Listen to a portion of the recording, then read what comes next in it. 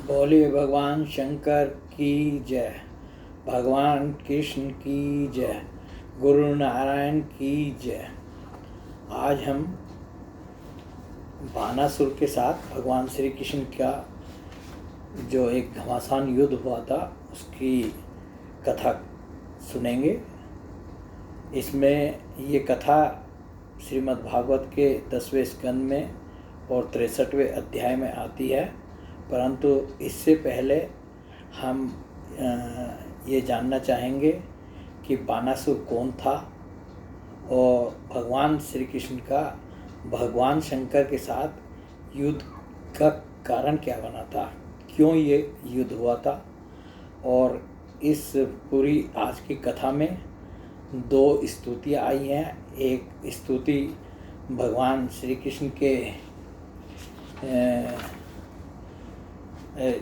जो भगवान श्री कृष्ण के ऊपर भगवान शंकर ने जो जवर छोड़ा था, तो उस जवर ने भगवान श्री कृष्ण की स्तुति की थी, और दूसरी स्तुति स्वयं भगवान शंकर ने भगवान श्री कृष्ण की थी। इन दोनों स्तुतियों को भी सुनेंगे और हो सकता है ये आज का वीडियो थोड़ा सा लंबा हो जाए, परंतु इसमें भगवान शंकर का तो पूरा का पूरा वर्णन है ही है, भगवान श्री कृष्ण की एक बहुत महत्वपूर्ण कथा भी है, और इसको आप जो हैं और हम सब पढ़ेंगे सुनेंगे। ये पहले हम 62वें अध्याय से शुरू करते हैं। इसको हम थोड़ा थोड़ा संक्षेप में जो है करेंगे, और ताकि जो है समय ज़्यादा न लगे। ये स्कंद 10 के 62वें अध्याय में ये कथा आती है, उषा अनिरुद्ध मिलन। राजा परीक्षित ने पूछा, महायोग संपन्न मुनीश्वर, मैंने सुना है कि यदुवंश शिरोमणि अनिरुद्ध जी ने बानासुर की पुत्री उषा से विवाह किया था, और इस प्रसंग में भगवान श्री कृष्ण और शंकर जी का बहुत बड़ा घमासान युद्ध हुआ था। आप कृपा करके यह वृत्तांत विस्तार से सुनाइए। श्री सुखदेव जी ने कहा, परीक्षित, महात्मा बलि की कथा तो तुम सुन ही चुके हो। उन्होंने वामन रूपधारी भगवान को सारी पृथ्वी का दान कर दिया था। उनके 100 लड़के थे, उनमें सबसे बड़ा था बानासुर। दैत्यराज बलि का औरस पुत्र बानासुर भगवान शिव की भक्ति में सदा रत रहता था। समाज में उसका बड़ा आदर था। उसकी उदारता और बुद्धिमत्ता प्रशंसनीय थी। उसकी प्रतिज्ञा अटल होती थी और सचमुच वह बात का धनी था। उन दिनों वह परम रमणीय सोनितपुर में राज्य करता था। भगवान शंकर की कृपा से इंद्रादि देवता नौकर चाकर की तरह उसकी सेवा करते थे। यानी कि वो इतना बलशाली था कि भगवान शंकर की तो उसके ऊपर कृपा थी ही, उससे इंद्रादि जो देवता थे वो नौकर चाकर की तरह उसकी सेवा करते थे। उसके 1000 भुजाएं थी। एक दिन जब भगवान शंकर तांडव नृत्य कर रहे थे, तब उसने अपने 1000 हाथों से अनेकों प्रकार के बाजे बजाकर उन्हें प्रसन्न कर लिया। सचमुच भगवान शंकर बड़े ही भक्तवत्सल और शरणागत रक्षक हैं। भगवान शंकर कैसे हैं? बड़े ही भक्तवत्सल और शरणागत रक्षक हैं। समस्त भूतों के एकमात्र स्वामी प्रभु ने बानासुर से कहा, तुम्हारी जो इच्छा हो मुझसे मांग लो। बानासुर ने कहा, भगवान आप मेरे नगर की रक्षा करते हुए यहीं रहा करें। तो इसमें अभी हमने जो सुना कि बानासुर कौन था, ये राजा बलि का जो है पुत्र था। तो और ये भगवान शंकर का जो है भक्त था, और इसके 1000 भुजाएं थी, और ये भगवान शंकर ने ही जो है इसको प्रसन्न होकर 1000 भुजाएं दी थी। और सोनितपुर जो है इसकी राजधानी थी, वहाँ पर ये रहता था। एक दिन बलपुरुष के घमंड से चूर बानासुर ने अपने समीप ही स्थित भगवान शंकर के चरण कमलों की सूर्य के समान चमकीले मुकुट से छूकर प्रणाम किया और कहा, देवादिदेव, आप समस्त चराचर जगत के गुरु और ईश्वर हैं। मैं आपको नमस्कार करता हूँ। भगवान, आपने मुझे 1000 भुजाएं दी हैं, परंतु वे मेरे लिए केवल भाररूप हो रही हैं, क्योंकि त्रिलोकी में आपको छोड़कर मुझे अपनी बराबरी का कोई वीर योद्धा ही नहीं मिलता जो मुझसे लड़ सके। देखिए, किसी कुपात्र को यदि कोई जो वरदान मिल भी जाए तो वो कुपात्र जो है किस तरह से बात करता है। कल हम लोगों ने वरकासुर की कथा सुनी थी, तो वरकासुर के साथ भी यही हुआ था कि भगवान शंकर से उसने वर प्राप्त कर लिया था कि मैं जिसके ऊपर हाथ रख दूं और वो जो है वहीं भस्म हो जाए। तो और उसके वरदान के बाद जो उसके दिमाग में पार्वती जी को ही हर ले जाए, और तो भगवान शंकर के ऊपर हाथ रखने को तैयार हो गया कि भगवान शंकर को मैं मार दूं। तो ये इन असुरों को जो वरदान मिले हैं, जो ये कुपात्र हैं, इनको जो है ये उनका दुरुपयोग ही करते हैं। तो अब ये इनको 1000 भुजाएं भगवान शंकर ने दी, और ये कह रहे हैं भगवान शंकर के पास ही पहुंच गए कि आपके अतिरिक्त मुझे कोई पूरी कहीं पर भी ऐसा वीर योद्धा नहीं दिखाई देता जिससे मैं लड़ सकूं। बानासुर की यह प्रार्थना सुनकर भगवान शंकर ने तनिक क्रोध से कहा, जिस समय तेरी ध्वजा टूटकर गिर जाएगी उस समय मेरे ही समान योद्धा से तेरा युद्ध होगा और वह युद्ध तेरा घमंड चूर चूर कर देगा। बस भगवान शंकर ने जो है इतना कह कर के जो है बात समाप्त की, और जो है अब आगे इसकी ये बात का प्रसंग सुनिए। परीक्षित बानासुर की एक कन्या थी, उसका नाम था उषा।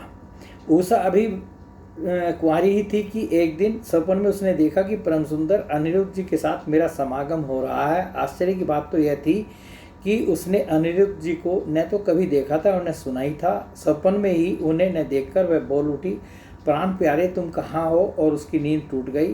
वह अत्यंत विवलता के साथ उठ बैठी और यह देखकर कि मैं सखियों के बीच में हूँ बहुत ही लज्जित हुई। परीक्षित बानासुर के मंत्री का नाम था कुंभांड। उसकी एक कन्या थी, उसका नाम था चित्रलेखा। उषा और चित्रलेखा एक दूसरे की सहेलियाँ थी। चित्रलेखा ने उषा से कौतूहलवश पूछा, सुंदरी राजकुमारी, मैं देखती हूँ कि अभी तक किसी ने तुम्हारा पाणी ग्रहण भी नहीं किया है, फिर तुम किसे ढूंढ रही हो और तुम्हारे मनोरथ का क्या स्वरूप है? तो मतलब जो बानासुर की कन्या थी उसका उषा नाम था, और उसकी एक सहेली थी, उसका नाम था उनके बानासुर के मंत्री की पुत्री थी वो, उसका नाम था चित्रलेखा, और वो एक योगिनी थी। और इन्होंने जो स्वप्न में अनिरुद्ध जी को देखा उषा ने, तो उसके बारे में जो है जब इसने पूछा चित्रलेखा ने, तो उसने बता दिया कि मैंने स्वप्न में ऐसे ऐसे अपने प्रियतम को देखा है। उषा ने कहा, सखी मैंने स्वप्न में एक बहुत ही सुंदर नवयुवक को देखा है। उसके शरीर का रंग सांवला सा है, नेत्र कमल दल के समान है। मतलब यहाँ पर अनिरुद्ध जी के सौंदर्य का वर्णन उषा ने किया है कि वो कैसे लगते हैं, कैसे दिखते हैं। मैं अपने उसी प्राण वल्लभ को ढूंढ रही हूँ। चित्रलेखा ने कहा, सखी यदि तुम्हारी चितचोर त्रिलोकी में कहीं भी होगा और उसे तुम पहचान सकोगी तो मैं तुम्हारी विरह व्यथा अवश्य शांत कर दूंगी। मैं चित्र बनाती हूँ, तुम अपने चितचोर प्राण वल्लभ को पहचान कर बतला दो, फिर वह चाहे कहीं भी होगा मैं उसे तुम्हारे पास ले आऊँगी। ऐसा कहकर जो है चित्रलेखा ने चित्र बनाने शुरू किए, और उसमें जो है देवता, गंधर्व, विद्याधर, यक्ष, मनुष्यों के तरह तरह के चित्र बनाए। अंत में जो है उसने जो है वसुदेव जी, बलराम जी और भगवान श्री कृष्ण आदि के चित्र बनाए। जिस समय उसने प्रद्युम्न जी का चित्र बनाया तो प्रद्युम्न जी का चित्र देखते ही उषा लज्जित हो गई। परीक्षित जब उसने अनिरुद्ध जी का चित्र देखा तब तो लज्जा के मारे उसका सिर नीचा हो गया। फिर मन मन मुस्कुराते हुए उसने कहा, मेरा वह प्राण वल्लभ यही है। तो जैसी चित्रलेखा ने अनिरुद्ध जी का चित्र बनाया, क्योंकि देखिए प्रद्युम्न जी में और अनिरुद्ध जी की वेशभूषा में और सकल सूरत में बहुत अंतर नहीं था। अनिरुद्ध जी प्रद्युम्न जी के पुत्र थे। तो जो है जैसे प्रद्युम्न जी का चित्र बना तब भी वो वहीं से खुश होना शुरू हो गई, और जैसे ही अनिरुद्ध जी का चित्र देखा तो उसने कहा, मेरा प्राण वल्लभ यही है। परीक्षित चित्रलेखा योगिनी थी, वह जान गई कि भगवान श्री कृष्ण के ये पौत्र हैं। प्रद्युम्न जी भगवान श्री कृष्ण के पुत्र हैं और अनिरुद्ध जी प्रद्युम्न जी के पुत्र हैं, तो भगवान श्री कृष्ण के पुत्र हैं अनिरुद्ध जी। अब और ये चित्रलेखा योगिनी थी। अब वह आकाश मार्ग से रात्रि में ही भगवान श्री कृष्ण के द्वारा सुरक्षित द्वारकापुरी में पहुंची। वहां अनिरुद्ध जी बहुत ही सुंदर पलंग पर सो रहे थे। चित्रलेखा योग सिद्धि के प्रभाव से उन्हें उठाकर सोनितपुर ले आई और अपनी सखी उषा को उसके प्रियतम का दर्शन करा दिया। अब देखिए वो कितनी बड़ी योगिनी थी आकाश मार्ग से गई और भगवान की जो द्वारिका थी मतलब वो कितनी सुरक्षित रही होगी, और उसमें भी जो है वो जो है पहुंच गई कहाँ पर, जहाँ पर अनिरुद्ध जी सोए हुए थे, और वहाँ से उनको उठाया और ला कर के जो है उषा के कमरे में पहुँचा दिया।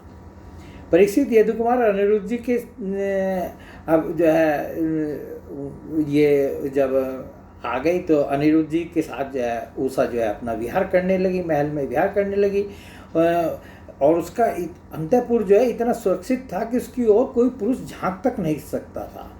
और अनिरुद्ध जी उस कन्या के अंतःपुर में छिपे रहकर अपने आप को भूल गए, उनको विहार करते हुए इतना वो हो गया कि उनको ये भी नहीं पता चला कि वो यहाँ आए हैं, कितने दिन बीत गए हैं, क्या हुआ है।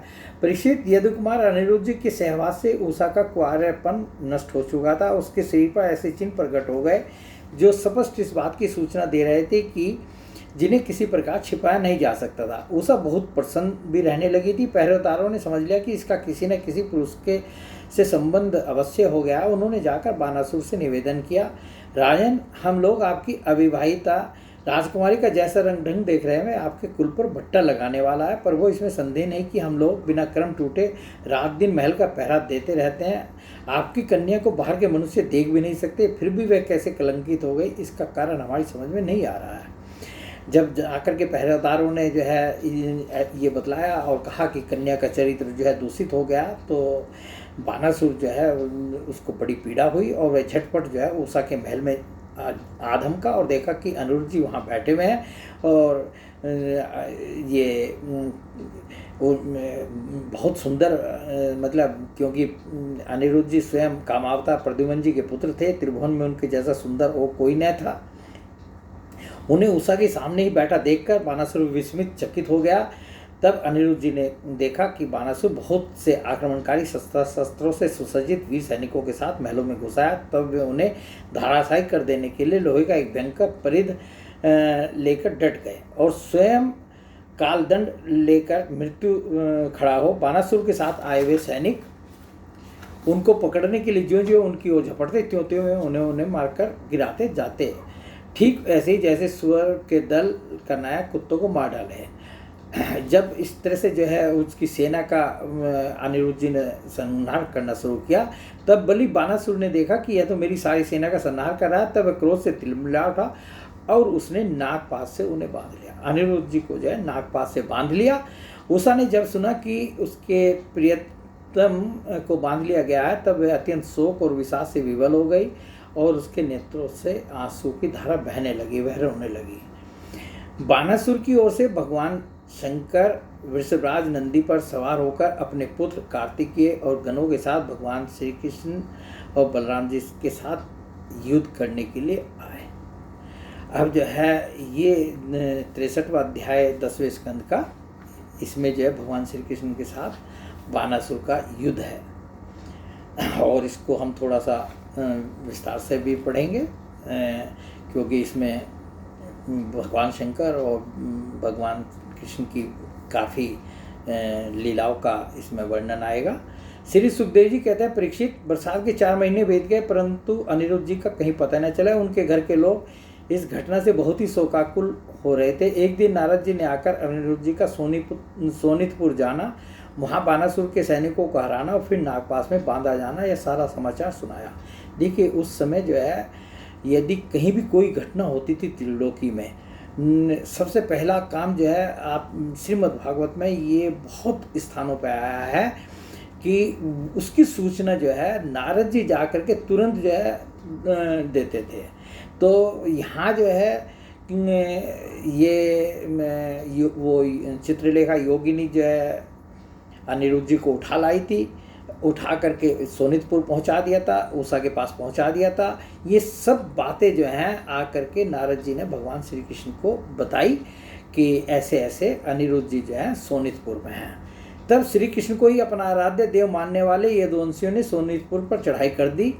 तब अब श्री कृष्ण और बलराम जी के साथ उनके अनुयायी सभी यदुवंशी प्रद्युमन, सात्विक, गद, सांब, सारन, नंद, उपनंद और भद्र आदि ने 12 अक्षौहिणी सेना के साथ व्यूह बनाकर चारों ओर से बानासुर की राजधानी को घेर लिया।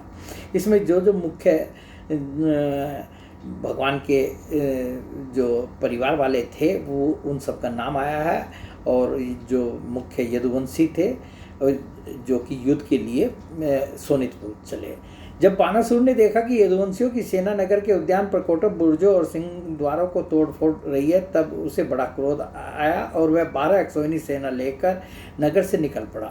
बानासुर की ओर से, अब देखिए इधर तो हमने सुना कि भगवान श्री कृष्ण की ओर से कौन कौन चला, और अब बानासुर की ओर से साक्षात भगवान शंकर वृषभराज नंदी पर सवार होकर अपने पुत्र कार्तिकेय और गणों के साथ रणभूमि में पधारे, और उन्होंने भगवान श्री कृष्ण और बलराम जी से युद्ध किया।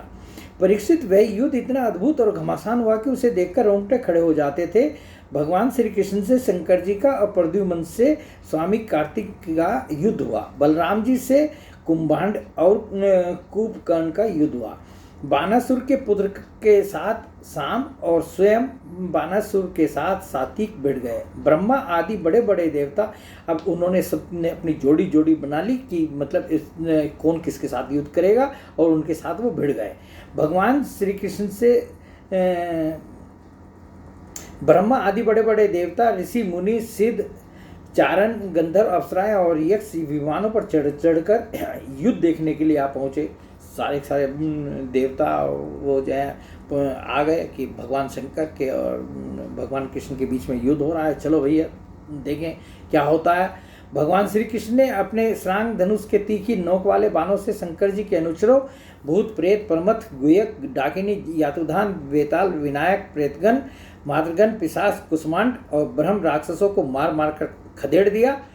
पिनाकपानी शंकर जी ने भगवान श्री कृष्ण पर भांति भांति के अग्नित अस्त्रों का प्रयोग किया, परंतु भगवान श्री कृष्ण ने बिना किसी प्रकार के विस्मय के उन्हें विरोधी शस्त्रों से शांत कर दिया। भगवान श्री कृष्ण ने ब्रह्मास्त्र की शांति के लिए ब्रह्मास्त्र का, वायव्यास्त्र के लिए पार्वास्त्र का, आग्नेयास्त्र के लिए पर्जन्यास्त्र का और पशुपत्रास्त्र के लिए नारायणास्त्र का प्रयोग किया। इसके बाद भगवान श्री कृष्ण ने जृंभनास्त्र, जिससे मनुष्य को जम्भाई पर जम्भाई आने लगती है, वो चलाया और उससे महादेव जी मोहित हो गए। महादेव जी को भगवान शंकर को जम्भाई पे जम्भाई आने लगी। वे युद्ध से विरत होकर जम्भाई लेने लगे। तब भगवान श्री कृष्ण शंकर जी से छुट्टी पा गए। छुट्टी पाकर क्या किया, तलवार, गदा और बाणों से बानासुर की सेना का संहार करने लगे। इधर प्रद्युम्न ने बाणों की बौछार से स्वामी कार्तिक को घायल कर दिया। उनके अंग अंग से रक्त की धारा बह चली। वे रणभूमि छोड़कर अपने वाहन मयूर द्वारा भाग निकले। जो उनका वाहन है मोर जो है, उनके ऊपर चढ़ करके स्वामी कार्तिक जी भी रणभूमि छोड़ करके चले गए। बलराम जी ने अपने मूसल की चोट से कुंभांड और कर्ण को घायल कर दिया। देखिए, जो कुंभांड जो बानासुर का मंत्री था, उससे जो है बलराम जी भिड़े हुए थे, तो बलराम जी ने उसको भी घायल कर दिया। वे भी रणभूमि में गिर पड़े। इस प्रकार अपने सेनापतियों को हरा देकर बानासुर की सारी सेना तितर बितर हो गई। जब रथ पर सवार बानासुर ने देखा कि श्री कृष्ण आदि के प्रहार से हमारी सेना तितर बितर और सहस नहस हो रही, तब उसे बड़ा क्रोध आया। उसने चिढ़कर, वो सात्विक से भिड़ा हुआ था, सात्विक को छोड़ दिया और भगवान श्री कृष्ण पर आक्रमण करने के लिए दौड़ पड़ा। परीक्षित, रणोन्मत्त बानासुर ने अपने 1000 हाथों से एक साथ ही 500 धनुष खींचकर एक एक पर 2-2 बाण चढ़ाए। परंतु देखिए, 1000 हाथ और एक हाथ में जो है 500 धनुष, कितने बाण हुए होंगे अंदाजा लगा लीजिए। और खींचकर एक एक पर 2-2 बाण चढ़ाए, परंतु भगवान श्री कृष्ण ने एक साथ ही उसके सारे धनुष काट डाले और सारथी, रथ और घोड़ों को भी धराशायी कर दिया एवं संध्वनि की। अच्छा, इस बीच में जब ये युद्ध चल रहा था, एक घटना घटी। क्या घटी? कोटरा नाम की एक देवी बानासुर की धर्ममाता थी। वह अपने उपासक पुत्र के प्राणों की रक्षा के लिए बाल बिखेर कर नंग धड़ंग भगवान श्री कृष्ण के सामने आकर खड़ी हो गई। भगवान श्री कृष्ण ने इसलिए कि कहीं उस पर दृष्टि न पड़ जाए, अपना मुंह फेर लिया और वे दूसरी ओर देखने लगे। तब तक बानासुर धनुष कट जाने और रथहीन हो जाने के कारण अपने नगर से चला गया। इधर जब भगवान शंकर के भूतगण इधर उधर भाग गए, तब उनका छोड़ा हुआ 3 सिर और 3 पैर वाला जर 10 दिशाओं को जलाता हुआ सब भगवान श्री कृष्ण की ओर दौड़ा। भगवान श्री कृष्ण ने जब भगवान शंकर ने देखा कि उनके गण तो भाग लिए हैं, तो उन्होंने जो है अपना जो जवर था वो भगवान श्री कृष्ण की ओर छोड़ा। भगवान श्री कृष्ण ने उसे अपनी ओर आते देखकर उसका मुकाबला करने के लिए अपना जवर छोड़ा। इधर भगवान श्री कृष्ण ने भी अपना जवर छोड़ दिया, वो वैष्णव जवर था और वो भगवान शंकर का जवर था। अब वैष्णव और माहेश्वर दोनों जवर आपस में लड़ने लगे। अंत में वैष्णव जवर के तेज से माहेश्वर जवर पीड़ित होकर चिल्लाने लगा और अत्यंत भयभीत हो गया। जब उसे अन्यत्र कहीं त्राण न मिला तब वह अत्यंत नम्रता से हाथ जोड़कर शरण में लेने के लिए भगवान श्री कृष्ण से प्रार्थना करने लगा। ये भगवान की जो प्रार्थना है, जो जव ने की है, ये स्तुति प्रार्थना मतलब इसको अब हम जो है पढ़ रहे हैं। जव ने कहा, प्रभु आपकी शक्ति अनंत है, आप ब्रह्मादि ईश्वरों के भी परम महेश्वर हैं, आप सबके आत्मा और सर्वस्वरूप हैं, आप अद्वितीय और केवल ज्ञान स्वरूप हैं। संसार की उत्पत्ति, स्थिति और संहार के कारण आप ही हैं। श्रुतियों के द्वारा आपका ही वर्णन और अनुमान किया जाता है। आप समस्त विकारों से रहित स्वयं ब्रह्म हैं। मैं आपको प्रणाम करता हूँ। काल, देव, अदृष्ट, कर्म, जीव, स्वभाव, सूक्ष्मभूत, शरीर, सूत्रात्मा, प्राण, अहंकार, एकादश इंद्रिया, अपंचभूत, इन सब का संघात, लिंग शरीर और बीजांकुर न्याय के अनुसार उससे कर्म और कर्म से फिर लिंग शरीर की उत्पत्ति, यह सब आपकी माया है। आप माया के निषेध की परम अवधि है। मैं आपकी शरण ग्रहण करता हूँ। प्रभो आप अपनी लीला से ही अनेकों रूप धारण कर लेते हैं और देवता, साधु और लोक मर्यादाओं का पालन पोषण करते हैं, साथ ही उन्मार्गगामी और हिंसक असुरों का संहार भी करते हैं। आपका यह अवतार पृथ्वी का भार उतारने के लिए हुआ है। प्रभो आपके शांत, उग्र और अत्यंत भयानक दुस्सह तेज जवर से मैं अत्यंत संतप्त हो रहा हूँ। भगवान देहधारी जीवों को तभी तक आप ताप संताप रहता है जब तक वे आशा के फंदों में फंसे रहने के कारण आपके चरण कमलों की शरण ग्रहण नहीं करते। देखिए श्रीमद् भागवत में जितनी भी स्तुति आई हैं और वैसे भी जो स्तुति है, स्तुति में भगवान की क्या महत्ता है इसका अधिकतर वर्णन मिलेगा। भगवान के नामों का वर्णन मिलेगा, गुणों का वर्णन मिलेगा, उनकी लीलाओं का वर्णन मिलेगा, भगवान के शरणागति का वर्णन मिलेगा। तो भगवान की प्रत्येक स्तुति जो है हमें अच्छे से पढ़नी चाहिए और इनके पढ़ने से जो है भगवान के प्रति हमें प्रेम भी उत्पन्न होगा। भगवान श्री कृष्ण ने कहा, त्रिशिरा मैं तुम पर प्रसन्न हूँ, अब तुम मेरे जवर से निर्भय हो जाओ। संसार में जो कोई हम दोनों के संवाद का स्मरण करेगा उसे तुमसे कोई भय न रहेगा। भगवान श्री कृष्ण के इस प्रकार कहने पर महेश्वर जवर उन्हें प्रणाम करके चला गया। भगवान ने उसको अभयदान दे दिया कि जाओ। तब तक बानासुर रथ पर सवार होकर भगवान श्री कृष्ण से युद्ध करने के लिए फिर आ पहुंचा। परीक्षित, बानासुर ने अपने 1000 हाथों से तरह तरह के हथियार ले रखे थे। अब वह अत्यंत क्रोध में भरकर चक्रपाणी भगवान पर बाणों की वर्षा करने लगा। जब भगवान श्री कृष्ण ने देखा कि बानासुर ने तो बाणों की छड़ी लगा दी, तब वे छुरे के समान तीखी धार वाले चक्र से उसकी भुजाएं काटने लगे, मानो कोई किसी वृक्ष की छोटी छोटी डालियाँ काट रहा हो। श्रीमद् भागवत में बहुत ऐसे लोगों का भगवान ने जो है वध किया है चक्र से। जब उनको ज़रूरत होती थी वो चक्र जो है अपने का स्मरण करते थे, उनकी उंगली पर घूमने लगता था और चक्र उनसे आज्ञा लेता था कि क्या करना है बताइए। और वो जो है भगवान जो है ने इनको कहा कि ये जाओ बानासुर की भुजाएं जाए, ये 1000 जो भुजाएं हैं उसमें 4 भुजाएं छोड़वा दी थी भगवान ने। तो वो जो है कि बाकी भुजा काट डालो, और वो जो है जैसे वृक्ष की छोटी छोटी डालियाँ काट रहा है उस तरह से वो भुजाएं कटने लगी। जब भक्तवत्सल भगवान शंकर ने देखा कि बानासुर की भुजाएं कट रही हैं, तब वे चक्रधारी भगवान श्री कृष्ण के पास आए और स्तुति करने लगे। अब भगवान शंकर घबराए कि भैया मेरा तो ये मैंने इसको वरदान दे रखा है और ये मेरा भक्त भी है और इसको भगवान मार देंगे तो कैसे काम होगा। तो भगवान शंकर ने जब भगवान कृष्ण की स्तुति की है वो भगवान शंकर ने कहा, प्रभो आप वेद मंत्रों में तात्पर्य रूप से छिपे हुए परम ज्योति स्वरूप परब्रह्म है। शुद्ध हृदय महात्मागण आपके आकाश के समान सर्वव्यापक और निर्विकार यानी निर्लेप स्वरूप का साक्षात्कार करते हैं। आकाश आपकी नाभि है, अग्नि मुख है और जल वीर्य, सर्व सिर, दिशाएं कान और पृथ्वी चरण है।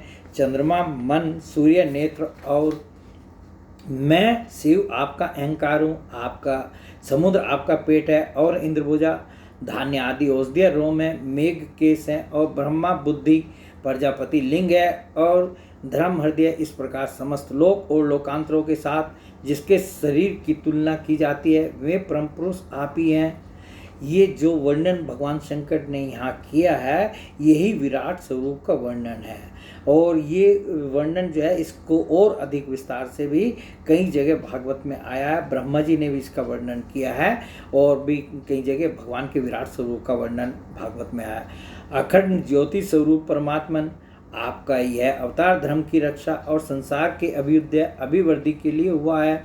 हम सब भी आपके प्रभाव से ही प्रभान्वित होकर सातों भुवनों का पालन करते हैं। आप सजातीय विजातीय और सगत भेद से रहित हैं और एक और अद्वितीय आदि पुरुष हैं। मायाकृत जागृत स्वप्न और सुसुप्ति इन तीन अवस्थाओं में अनुगत और उनसे अतीत तुरीय तत्व भी आप ही हैं। आप किसी दूसरी वस्तु के द्वारा प्रकाशित नहीं होते, स्वयं प्रकाश हैं। आप सबके कारण हैं, परंतु आपका न तो कोई कारण है और न तो आप में कारण पना ही है। भगवान ऐसा होने पर भी आप तीनों गुणों की विभिन्न विषमताओं को प्रकाशित करने के लिए अपनी माया से देवता पशु पक्षी मनुष्य आदि शरीरों के अनुसार भिन्न भिन्न रूपों में प्रतीत होते हैं। पर वो जैसे सूर्य अपनी छाया बादलों से ही ढक जाता है और उन बादलों तथा विभिन्न रूपों को प्रकाशित करता है, उसी प्रकार आप तो स्वयं प्रकाश हैं, परंतु गुणों के द्वारा मानव ढक से जाते हैं और समस्त गुणों तथा गुणाभिमानी जीवों को प्रकाशित करते हैं। वास्तव में आप अनंत हैं। भगवान आपकी माया से मोहित होकर लोग स्त्री पुत्र देह गे आदि में आसक्त हो जाते हैं और फिर दुख के अपार सागर में डूबने उतारने लगते हैं। संसार के मानवों को यह मनुष्य शरीर आपने अत्यंत कृपा करके दिया है। जो पुरुष इसे पाकर भी अपनी इंद्रियों को वश में नहीं करता और आपके चरण कमलों का आश्रय नहीं लेता, उनका सेवन नहीं करता, उसका जीवन अत्यंत शोचनीय है और वह स्वयं अपने आप को धोखा दे रहा है। प्रभो, आप समस्त प्राणियों के आत्मा प्रियतम और ईश्वर हैं। जो मृत्यु का ग्रास मनुष्य आपको छोड़ देता है और अनात्म दुख रूप एवं तुच्छ विषयों में सुख बुद्धि करके उनके पीछे भटकता है, वह इतना मूर्ख है कि अमृत को छोड़कर विष पी रहा है। मैं ब्रह्मा, सारे देवता और विशुद्ध हृदय वाले ऋषि मुनि सब प्रकार से और सर्वात्म भाव से आपके शरणागत हैं, क्योंकि आप ही हम लोगों के आत्मा प्रियतम और ईश्वर हैं। आप जगत की उत्पत्ति स्थिति और प्रलय के कारण हैं। आप सब में सम परम शांत सबके सुहृद आत्मा और इष्टदेव हैं। आप एक अद्वितीय और जगत के आधार तथा अधिष्ठान हैं। हे प्रभो, हम सब संसार से मुक्त होने के लिए आपका भजन करते हैं। देव, यह बानासुर मेरा परम प्रिय कृपा पात्र और सेवक है। मैंने इसे अभय दान दिया है। अब बानासुर के लिए भगवान शंकर को जो कहना है वो कह रहे हैं। पर वो जिस प्रकार इसके परदादा दैत्यराज प्रहलाद पर आपका कृपा प्रसाद है, वैसा ही कृपा प्रसाद आप इस पर भी करें। देखिए, प्रहलाद जी के जो ये बलि जो हैं पौत्र थे और बलि के पुत्र जो है बानासुर हैं। तो ये प्रहलाद जी के जो वंश के में ये उत्पन्न हुए थे बानासुर।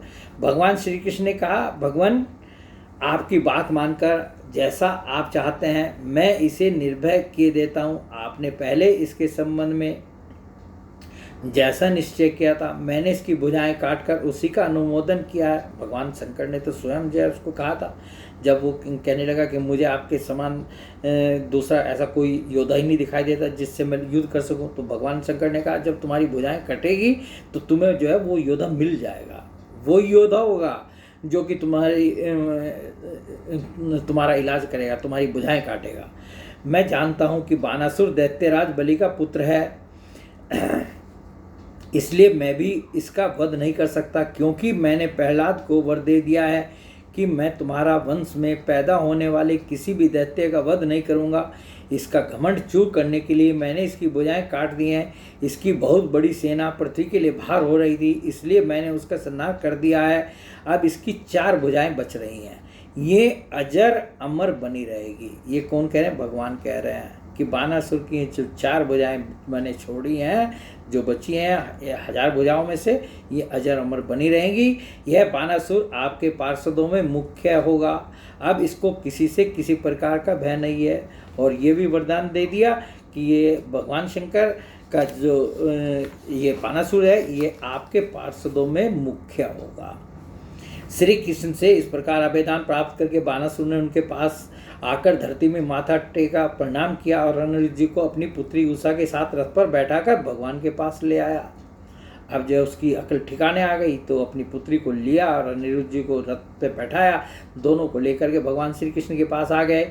इसके बाद भगवान श्री कृष्ण ने महादेव जी की सम्मति से वस्त्रालंकार विभूषित उषा और अनिरुद्ध जी को एक अक्षोहिणी सेना के साथ आगे करके द्वारका के लिए प्रस्थान किया। इधर द्वारका में भगवान श्री कृष्ण आदि के सुभागमन का समाचार सुनकर झंडियों और तोरणों से नगर का कोना कोना सजा दिया गया। बड़ी बड़ी सड़कों और चौराहों को चंदन मिश्रित जल से सींच दिया गया। नगर के नागरिकों, बंधु बांधवों, ब्राह्मणों ने आगे आकर खूब धूमधाम से भगवान का स्वागत किया। उस समय शंख, नगारों और ढोलों की तुमुल ध्वनि हो रही थी। इस प्रकार भगवान श्री कृष्ण ने अपनी राजधानी में प्रवेश किया। परीक्षित, जो पुरुष श्री शंकर जी के साथ भगवान श्री कृष्ण का युद्ध और उनकी विजय की कथा का प्रातःकाल उठकर स्मरण करता है, उसकी पराजय नहीं होती। बोलिए भगवान शंकर की जय, भगवान श्री कृष्ण की जय, गुरु नारायण की जय, सब भक्तों की जय।